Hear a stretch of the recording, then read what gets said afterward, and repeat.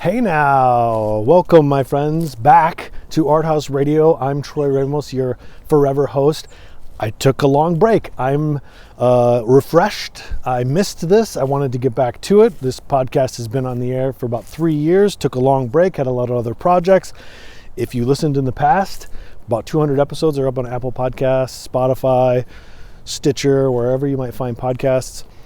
If you were one of those listeners and you're still here, thank you for listening. Thank you for coming back. I think I've become, it's almost like I went away, sort of like Christian Bale and Batman. Went away, Art House Radio begins, like Batman begins. Learned how to be more consistent with other projects, podcasts. So I'm hoping to take what I learned there and apply it here. And I missed it. I just missed being a part of Art House Radio and doing these shows and having moments where I turn on my camera in the woods and talk about philosophy or art, have a guest. You know, technology's a lot better than when this podcast started 3 years ago. There's tape-a-call apps and you can record phone conversations. It's much easier. Zoom. So I'm resuming this in the year of the pandemic, 2020, October 16th, Friday, I think this is. And so I think there's a lot of options for, a lot more options, I should say, for people like me who just want to spit ideas out there into the world. Now, if you're listening to this, there is a YouTube channel.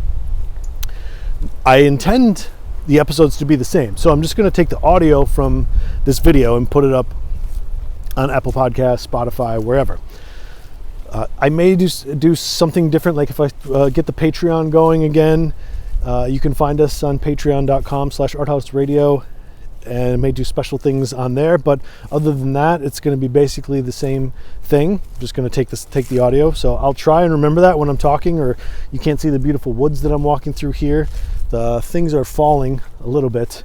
It was orange and reds and yellows and purples and greens mixed in with there. Beautiful stuff here in Michigan.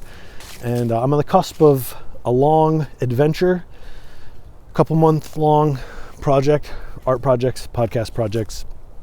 I'm treating it like I create, which is, I think I'm better on the fly. Loose structure, like jazz, with the ability to solo over the top. So I don't want to put too many demands on myself at once.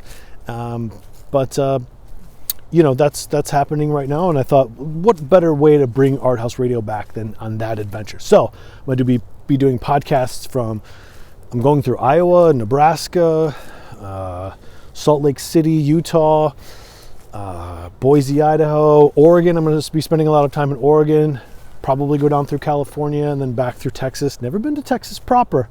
Connected in Dallas, I think, once, but never hung out there. So anyway, Art House Radio is back. Thank you for joining. If you're a new listener, welcome. I just wanted to do this episode because I had something that crossed my mind the other day, and I know that I've talked on this podcast before about Rupert Sheldrake.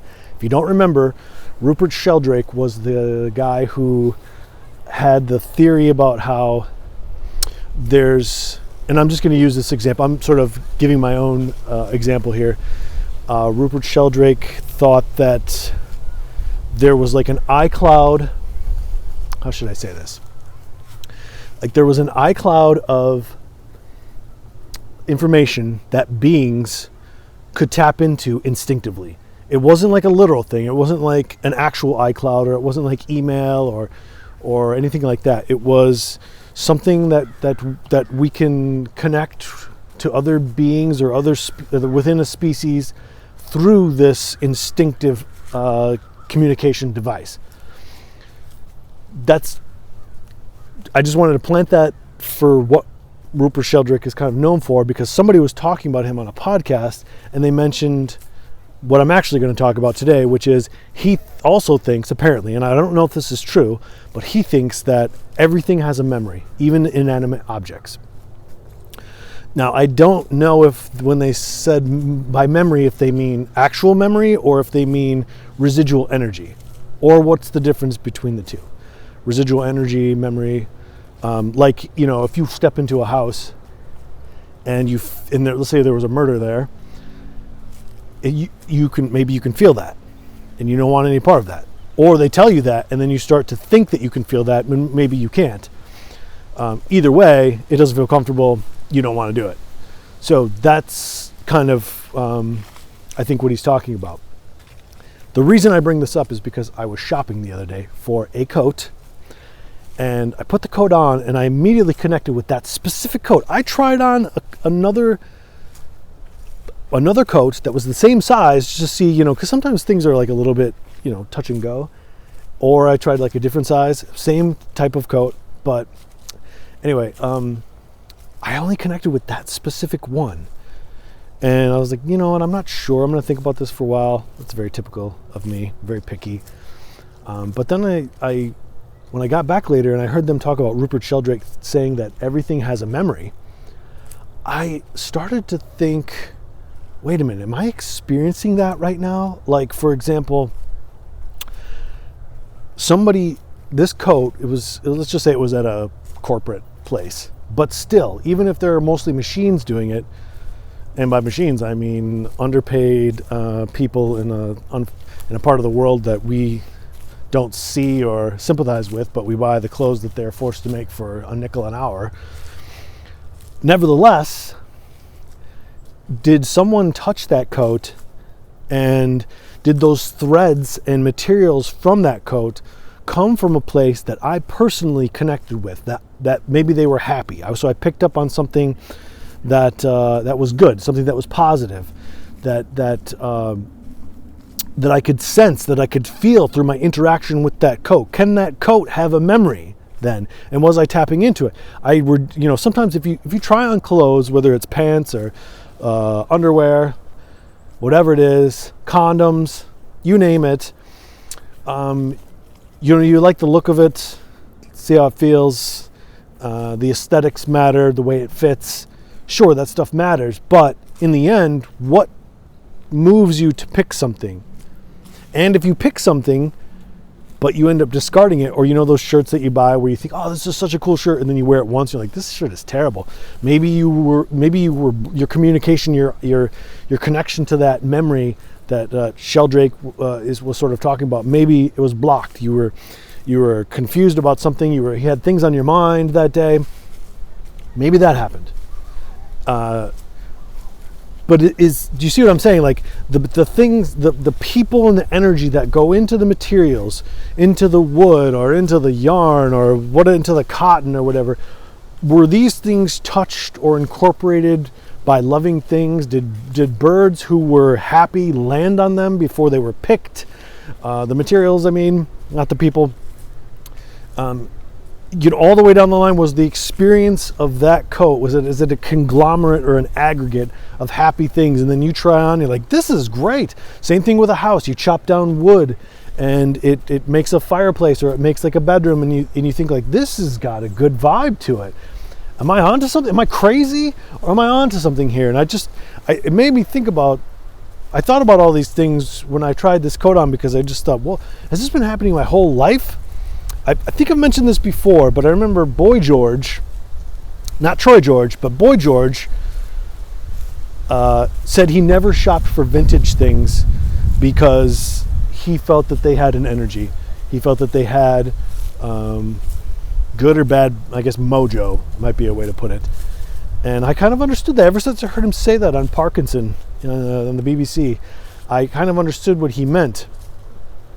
Like if you're, I always, ever since then, I think about, like, I don't shop for vintage stuff very much. Like, I will go to Buffalo Exchange in Portland, Oregon, or I will sometimes buy things, but not as much anymore since I heard that, because I just keep thinking that I'm going to be wearing a shirt, and then at some point I'm going to get ill, and then I'm going to go to the doctor's office, and he's going to go, you've got Lou Gehrig's, and I'm pretty sure the shirt you're wearing is because of it. Like, if I bought that shirt as a vintage shop and it was my favorite shirt, and the person before me had Lou Gehrig's, I should have set that joke up better. But you see what I'm saying.